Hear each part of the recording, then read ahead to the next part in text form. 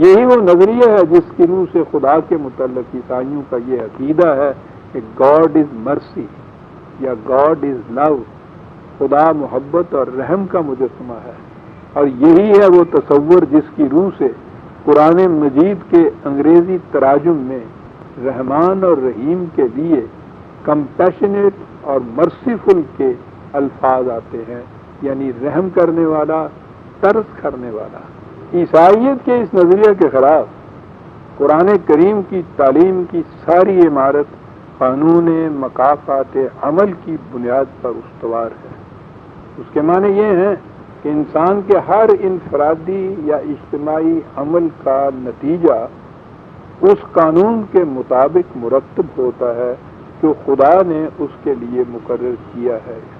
سینکیا کھانے کا نتیجہ ہلاکت ہے، صاف اور مصفہ پانی ممد حیات ہے۔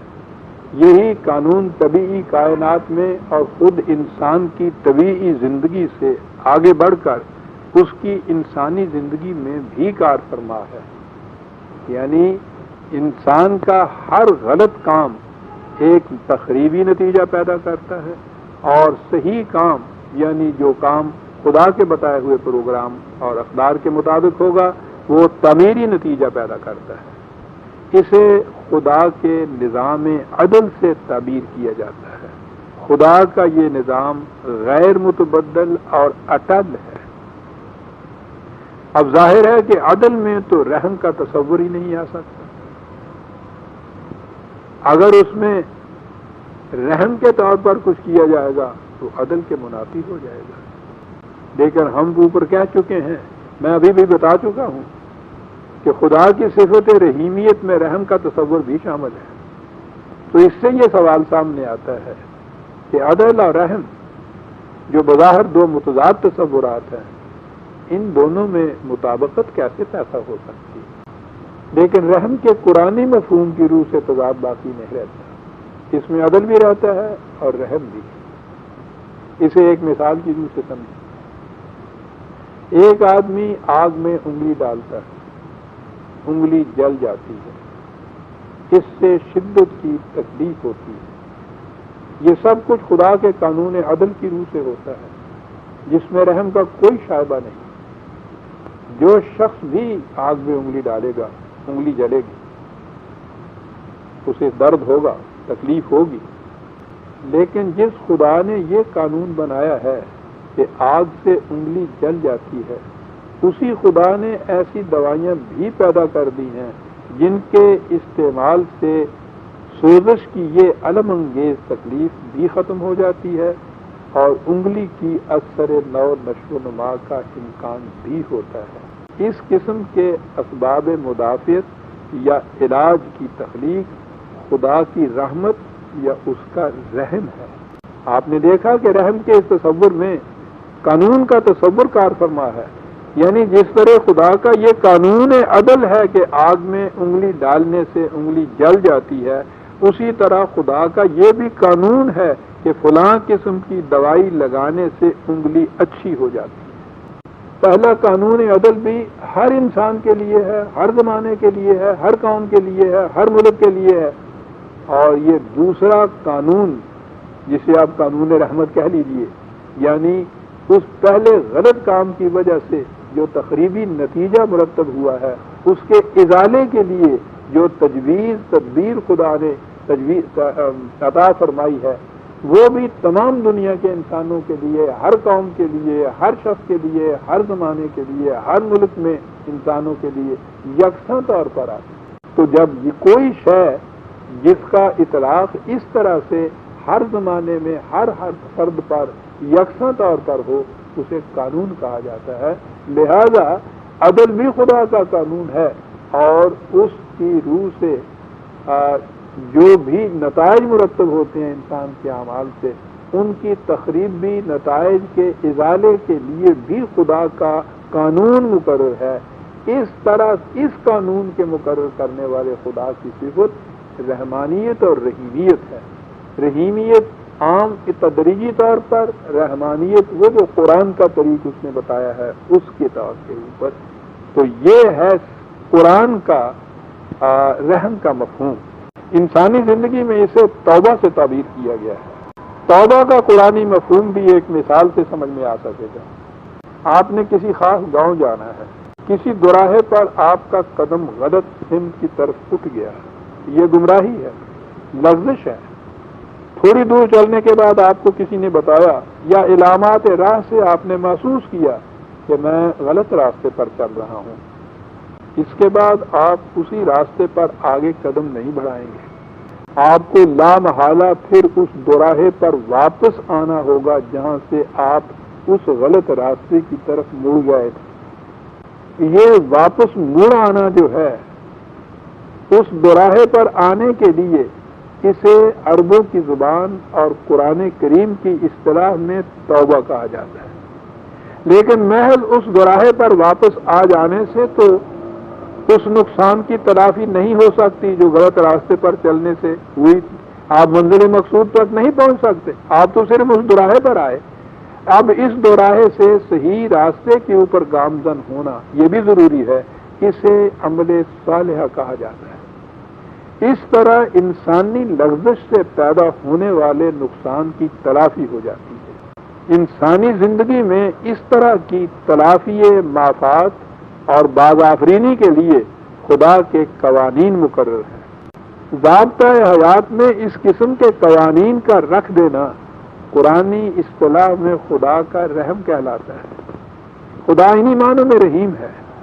ان امور کی تفصیل میں آگے چل کر بیان کروں گا جہاں توبہ سے متعلق آیات کی تشریح کی جائے گی۔ یہودیوں کے ہاں توبہ کا تصور ہی نہیں، ان کے ہاں جو لغزش ہو گئی وہ ناقابل تلافی۔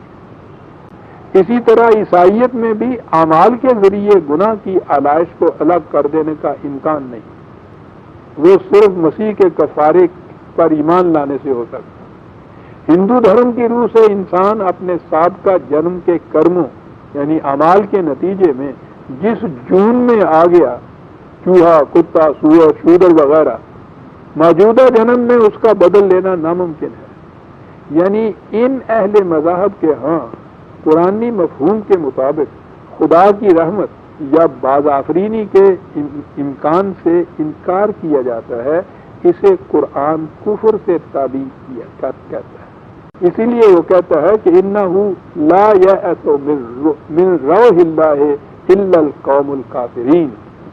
صلی اللہ علیہ وسلم کو مخاطب کر کے کہتا ہے کہ قل یا عبادی الذین اسرفوا علی انفسہم، اے رسول میرے ان بندوں کو جو اپنے آپ پر زیادتی کر بیٹھے ہوں، زندگی کے دوراہے سے غلط راستے کی طرف مڑ گئے ہوں، کہہ دو کہ لا تقنطوا من رحمت اللہ، وہ خدا کے قانون رحمت سے نا امید نہ ہوں۔ اس کے نظام عدل میں غلطیوں کے نقصانات کے ازالے کا امکان بھی موجود ہے۔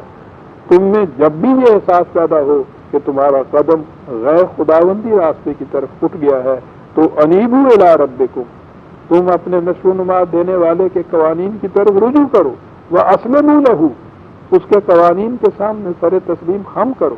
اس سے تم اپنی لغزش سے پیدا ہونے والے نقصانات سے بچ جاؤ گے، لیکن یہ اسی صورت میں ممکن ہے کہ تم اس سے پہلے کہ اس لغزش کے تخریبی نتائج تمہارے سامنے آئیں قوانین خداوندی کی طرف رجوع کر لو۔ اگر اس میں تاخیر کر دی تو پھر ان کا ازالہ ممکن نہیں ہوگا۔ یہ جو طریق ہے کہ اس طرح سے تخریبی غلط کاموں کے تخریبی نتائج کا ازالہ ہو سکتا ہے، اسے قرآن نے 4 الفاظ میں سمیٹ کر رکھ دیا جب کہا کہ ان الحسنات یذہبن السیئات، غلط اقدامات کے تخریبی نتائج کے ازالہ کی صورت یہ ہے کہ تم زیادہ سے زیادہ تعمیری کام سر انجام دو، برائیوں کے نتائج کو بھلائیوں سے دور کرو۔ یہ ہے خدا کے رحم کے بروئے کار آنے کی صورت۔ غلط کوششوں سے اگر بیمار ہو گئے ہو تو خدا نے علاج کے لیے دوائیاں بھی پیدا کر دی ہیں، وہ علاج کرو، اس علاج سے بیماری رفع ہو جائے گی، اور اس کے بعد پھر مزید تعمیری کام کرو جس سے تمہاری وہ توانائی، وہ صحت جو اس سے پہلے غلط طریقہ کار کی وجہ سے زائل ہو گئی تھی، لوٹ کر آ جائے۔ یہ ہے عزیزان من قرآن کریم کا تصور عدل اور تصور رحمت۔ لیکن جیسا کہ میں نے پہلے کہا ہے، ہمارے ہاں بھی عیسائیت کے اثر سے رحم کا وہی تصور آیا جو ان لوگوں کے ہاں تھا۔ یہاں بھی یہ کہا جانے لگا کہ عدل سے کچھ نہیں بنتا، اعمال سے کچھ نہیں ہوتا، سب کچھ خدا کے فضل پہ منحصر ہے، سب اس کی بخشش کے تفعیل ملتا ہے، انسان جو جی میں آئے کر لے، کچھ نہیں بن سکتا۔ اس قسم کے پھر آپ کے ہاں وہ قوالوں کے ہاں آپ نے یہ سنے ہوں گی اس قسم کی چیزیں کہ اوتھے کی پرواہ ہے راقب، اوتھے بے پرواہیاں پھڑ لے عملہ والیاں نو چھڑ دے اوگن ہار نو۔ یہ اندازہ لگائیے خدا کے نظام میں عدل اور اس کا وہ تصور جو قرآن کا رحم کا تھا، اس کو کس قدر غلط معنی پہنائے گئے ہیں، اس کو کس قدر غلط معنی پہنائے گئے ہیں۔ یہاں یاد دیجیے کہ میں تصوف کی ایک کہانی آپ کو سناؤں۔ آپ کو شاید یاد ہے کہ میں نے تو اپنی آدھی عمر انہی وادیوں میں گزرتے ہوئے گزاری ہے۔ یہ سب چیزیں ہمیں پڑھائی جاتی تھی۔ کہا یہ جاتا تھا کہ ایک بزرگ تھے، وہ اللہ کے مقرب بننا چاہتے تھے۔ انہوں نے 12 برس تک ایک جنگل میں ایک پتھر کے اوپر بیٹھ کر خدا کی عبادت کی۔ 12 سال کے بعد آواز آئی کہ تمہاری عبادت قبول ہو گئی ہے، مانگ کیا مانگتا ہے۔ اس کی سمجھ میں نہ آئے کہ میں کیا مانگوں گا، 12 برس کی محنت، خدا کہتا ہے جو مانگو کہ ملے گا۔ ایک بزرگ صورت سامنے تشریف لائے، انہوں نے کہا کہ تو کس کشمکش میں گرفتار ہے؟ ہم نے باتیں سن لی ہیں جو تم سے ہوئی، کشمکش کا ہے کی بات آسان ہے، تم نے 12 سال تک خدا کی عبادت کی، اس سے کہو کہ میں عدل مانگتا ہوں۔ اس نے کہا کہ بات ٹھیک ہے، اس کا معاوضہ تو بہت بڑا ہوگا۔ اس نے کہا کہ میں عدل مانگتا ہوں۔ اللہ کی طرف سے آواز آئی کہ بہت اچھا، ہم عدل دیتے ہیں تجھے، تم 12 برس تک اس پتھر کے اوپر بیٹھے رہے ہو، اب 12 برس یہ پتھر تمہارے سر پر بیٹھے، یہ ہے عدل۔ اسے سن کر آپ ہنسیے نہیں عزیزان من، آپ دیکھیے کہ عدل کی کیسی ڈیفینیشن پورے طور پر اس پر فٹ بیٹھتی ہے، ٹھیک ہے نا؟ وہ تو راضی برگزار رہنے والے بزرگ تھے، انہوں نے اس پتھر کو اٹھایا اور اپنے سر پر رکھ لیا، اور 12 برس پھر اس کے نیچے اسی طرح سے عبادت کرتے رہے۔ پھر اسی طرح عبادت کے بعد 12 برس کے بعد آواز آئی کہ مانگ کیا مانگتا ہے۔ پہلے عدل مانگ کے تو جو نتیجہ بھوگتا تھا وہ یاد تھا۔ کہا کہ مولا میں تیرا فضل مانگتا ہوں، مجھے کہیں عدل نہ دے دینا، پہلے ہی میرا کچھ عمر نکل گیا ہے۔ عزیزان من، آپ دیکھ رہے ہیں کہ قرآن کی تعلیم کے رغم اس کے خلاف کس کس قسم کے تصورات ہمارے ہاں آئے ہوئے ہیں، اور یہ اس ایک بزرگ کی کہانی پر منحصر نہیں۔ ہمارے ہاں عام طور پہ آپ دیکھیں گے ہر جگہ خدا کا فضل، ہر جگہ خدا کا رحم، ہر جگہ اس کی طرف سے بخشش، سب چیز اس کے کرم سے ہوتا ہے، سب اس کی رحمت سے ہوتا ہے۔ انسان اپنے محنت سے کچھ نہیں کر سکتا، اس کے اعمال کوئی نتیجہ نہیں پیدا کیتے، اس کی فضل سے سب کچھ ہوتا ہے۔ قوم کے رگو پے میں یہ چیز خرائط کرا دی، حالانکہ ہم دیکھ چکے ہیں کہ قرآن کی روح سے خدا کا قانون مکافات عمل کس قدر اٹل ہے، اور اس میں جو رحم کا تصور ہے وہ بھی ایک قانون کا تصور ہے، اس قانون کے اوپر عمل کرنا ہوگا، تو اس سے اس غلط کام کے نتیجے میں جو نقصان ہوا ہوگا اس کا ازالہ بھی ہو جائے گا، اور مزید بعض آفرینی کے امکانات بھی روشن ہو جائیں گے۔ یہ ہے خدا کے مرسیفل ہونے کا تصور۔ لیکن میں لفظ مرسی کا استعمال نہیں کروں گا کہ اس سے وہی پھر عیسائیت کی مرسی جو ہے وہ آ جائے گی ہمارے سامنے۔ یہ خدا کا قانون مکافات عمل ہے، اور اسے توبہ کہا جائے گا۔ توبہ کے معنی ہوں گے لوٹ کے پلٹ کے وہاں آ جانا جہاں سے قدم غلط راستے کی طرف اٹھے گا۔ پہلے تو آپ بسم اللہ الرحمن الرحیم میں جو 2 لفظ آئے ہیں ان کے متعلق دہرا لیجیے جو میں نے کہا تھا کہ بے کے معنی ہوتا ہے اس غرض اور مقصد کے لیے، اس کے معنی یہ ہوئے کہ قرآن میں جب یہ چیز آئے گی تو یہ ہوگا کہ جو کچھ اس کے بعد کہا گیا ہے اس کا مقصد اور اس کی غایت یہ ہے کہ خدا کی صفت رحمانیت اور رحیمیت کا ظہور ہو۔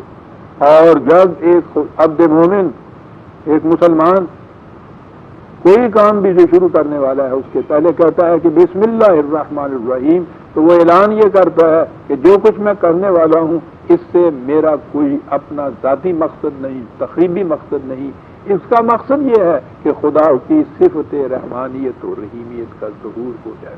اور اس کے بعد آ جائے سورہ فاتحہ کی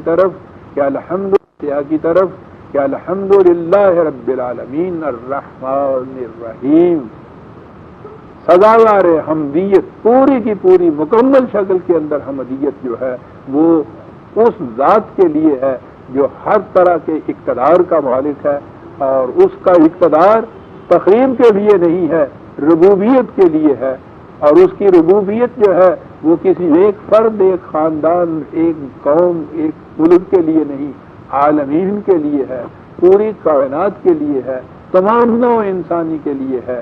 اور اس کی کیفیت یہ ہے کہ اس میں رحمانیت ہے، رحیمیت ہے، بلا بغض و معاوضہ ملتی ہے، جس چیز کی جس وقت ضرورت ہوتی ہے اس انداز سے اس وقت ملتی ہے، نہایت لطافت اور رحمت اور محبت سے یہ چیز ملتی ہے۔ اور اگر کبھی ہنگامی حالات ایسے آ جائیں کہ اس کی فوری ضرورت پڑے تو اس کی صفت رحمانیت جو ہے اس کا ظہور ہو جاتا ہے۔ قرآن اس کی صفت رحمانیت کا ظہور ہے، قرآن ذکر للعالمین ہے، خدا رب العالمین ہے، اس کا رسول رحمت للعالمین ہے، اور خدا نے یہ کہا ہے کہ میری رحمت تمام کائنات کو محیط ہے، اور اسی کے اندر نوع انسان بھی آ جاتی ہے، بشرطے کہ نوع انسانی خدا کی اس رحمت کو، کہ رحمت کے پروگرام کو جو قرآن کریم کے اندر ہے اسے اپنا لے۔ اور یہ بات کہ یہ خدا کا قانون عدل ہے، خدا کا قانون مکافات ہے جو اٹل ہے، اس کے لیے اگلے لفظ ہمارے سامنے آتے ہیں جو کہا کہ مالک یوم الدین، اسے ہم آئندہ درس میں لیں گے۔ عزیزان مان، ربنا تقبل منا انک انت السمیع العلیم۔